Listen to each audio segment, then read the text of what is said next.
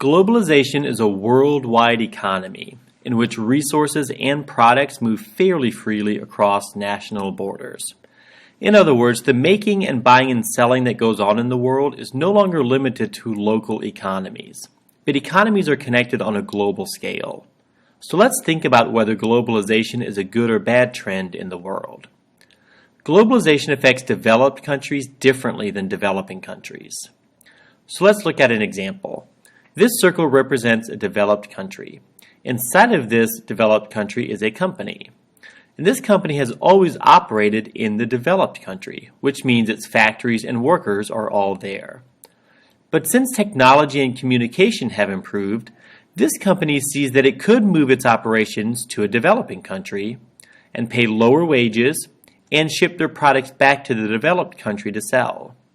So in this example, what are the benefits and costs? Remember that globalization affects developed countries differently than developing countries.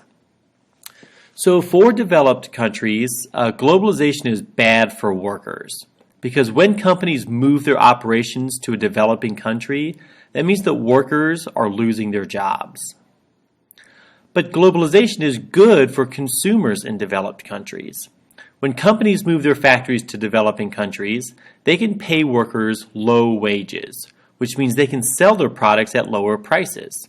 This is good for consumers because they can afford to buy more stuff. So let's think about how globalization affects developing countries.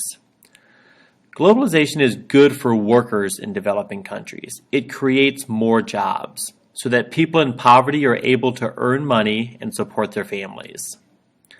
But these jobs aren't always great. Companies pay low wages, sometimes less than $2 a day. And the working conditions aren't very good either. Workers often work long hours and have unsafe working conditions. Developing countries often don't have laws that protect workers like developed countries do. So companies take advantage of their workers. Here's something else to consider. Workers in developing countries often begin wanting higher wages. But if wages rise in a developing country, companies will often move their factories again to another developing country that has lower wages.